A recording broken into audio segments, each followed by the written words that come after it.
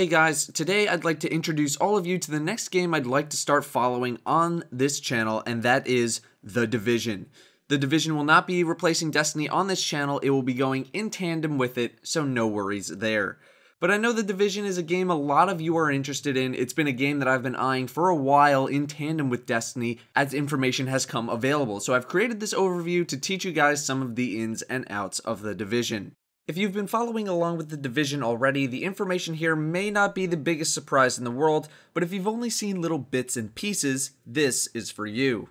So what is The Division? The Division is an online-only, open-world RPG with third-person shooter elements planned for release sometime in 2015, with a rumored beta coming in March 2015. It will be released for the Xbox One, PlayStation 4, and PC. It can also be played on a tablet, with tablet users being able to assist other players. It is being developed by Massive Entertainment, known as Ubisoft Massive, with other companies like Red Storm Entertainment and Ubisoft Reflections, both subsidiaries of Ubisoft, being involved with development. The game features the Snowdrop engine developed by Massive for The Division, although development of the engine started years prior to The Division even being in pre-production. During E3 2014, it was announced that Xbox One will be receiving exclusive content for the game, most likely to mean that any DLC or expansions would first be released on Xbox One and then to other platforms later. However, no other information has been given out at this time. Microtransactions have been mentioned in passing for The Division, but nothing concrete has been confirmed as of yet. The Division is inspired by real-life events Operation Dark Winter and Directive 51. In real life, Operation Dark Winter was a bioattack simulation on the United States held in 2001, which focused on evaluating inadequacies of a national emergency response during the use of a biological weapon attack against the American public. Directive 51 is a presidential directive which claims power to execute procedures for continuity of the federal government in the event of a, quote, catastrophic emergency. The story of The Division starts 3 weeks after Black Friday in New York City, where a virus was spread using American banknotes, causing millions to be infected. In a mere 5 days, the virus causes American life to collapse. You are part of the Strategic Homeland Division, known as The Division, which is a unit of highly trained, self-supportive agents. Your overall goal as an agent is to manage the disaster and prevent the complete fall of society as we know it. In regards to the story, quote, "We didn't want to use cutscenes to tell stories since our game is so co-op focused, and taking the camera control away from the players would have totally broken the immersion," explains executive producer Frederick Runquist. The ecosystem will help to tell the story using data mined from phones, cameras, and other things by projecting said data into 3D holograms of particular moments in time. Echo is also used for gameplay, showing hidden loot, access to passages, and clues to solve missions. The Division also features a day and night cycle, massive open world with no loading times, and a dynamic weather system which can change the way you choose to do certain activities.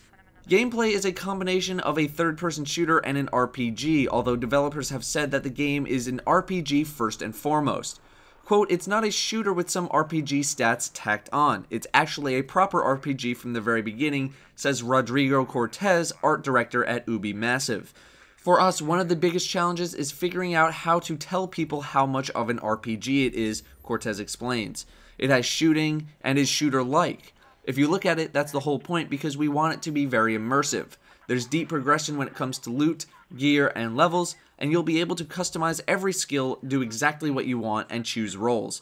So that's probably the biggest communication challenge. We want to make it clear to everyone that it is an RPG."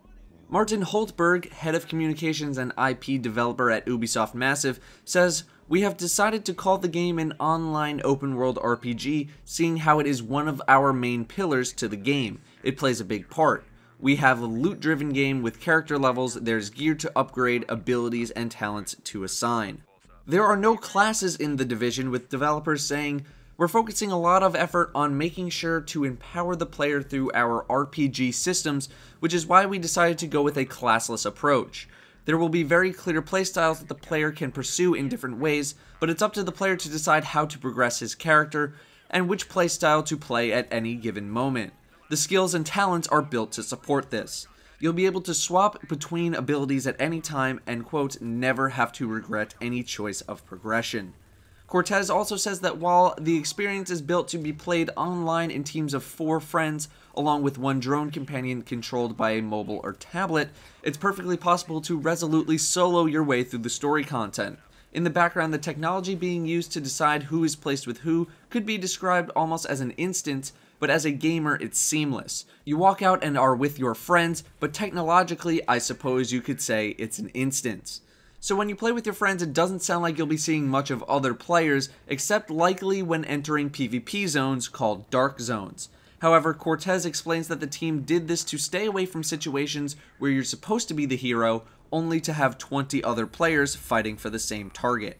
We'll take a look at some of the skills, although keep in mind that these images were pulled from the E3 2013 preview of the game and are subject to change. Pulse is an ability that scans a wide area for enemy targets. Indomitable protects the player from crowd control and from dropping below 1 health for 3 seconds. Adrenaline Boost recovers a friendly target's health and stamina by 500. Seeker Mine is a mine placed which will chase a target when triggered and explode for damage to all targets in the area, and Distraction Device is an item thrown to distract a target. There are also miniature turrets that you can place which can shoot things like machine guns or flamethrowers, and then there's the skill Firefly, which is like a targeted flashbang which will home onto a target and blind them. So you can see even from skills like these that there will be a nice variety of offensive, defensive, and support-based abilities. Loot drops are incredibly important to the game as well, gear and weapons with various modifications available, but they are also looking to make sure that players old and new will be able to play together, similar to Destiny's system. So what is The Division doing about Endgame? Quote, "Our goal is to create a game and franchise that will live on for many years to come, which requires a strong endgame and content updates. PvP is a part of endgame, and since loot is a big part of the game, the quest for epic loot is a big part of the endgame. Then we have the base of operations, which will continue to progress beyond hitting the level cap. While those 3 stands at the main attractions for the endgame, we also have a very detailed world. So even after hitting level cap, there will be much more to discover in the world, such as digging deeper into the story or finding Easter eggs. So there is something for everyone in the endgame. The Division is broken up into zones like the Hub, also known as the Green Zone, New York City, your base of operations, and PvP. This is a simplification of the zones. The game will take place in New York City, and while there have been no confirmation on how big the map is, various images and videos have set up the potential for a very large playing area. The Hub, or Green Zone, is your safe zone where you can socialize and gather with other players, trade, and set up for missions. Trading will play a factor in the game, but to what extent is still being tweaked. The open world is New York City, where you can play with up to 4 people plus 1 on a tablet or through a matchmaking system. The open world contains dark zones, which are PvP zones, which you will seamlessly transfer into should you wish to enter. In these zones, it's an anything goes kind of deal. You can choose to fight others or wait to see if other players will be friendly to you instead. It is worthy to note that if you choose to play alone, you will not have the option to play with friendly NPCs. Your base of operations serves as a pseudo-player housing, an instanced area for yourself and friends if you wish to invite them in, which is connected to the story. As you upgrade your base in certain ways, the city's status will also be affected, with those stats being security, contagion, and morale.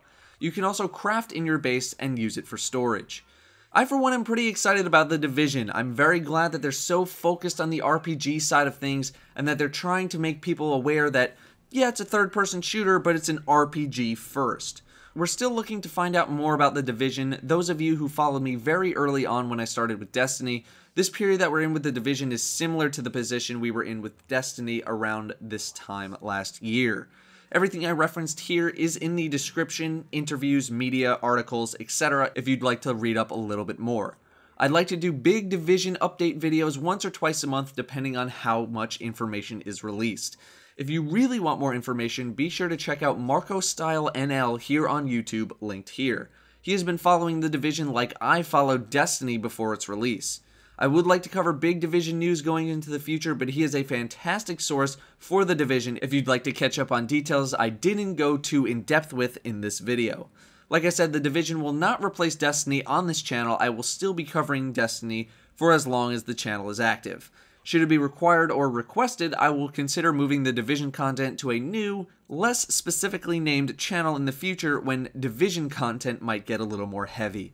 But that's going to do it for me, guys. I hope that got you a little bit interested. Thank you very much for watching, and I'll see you next time.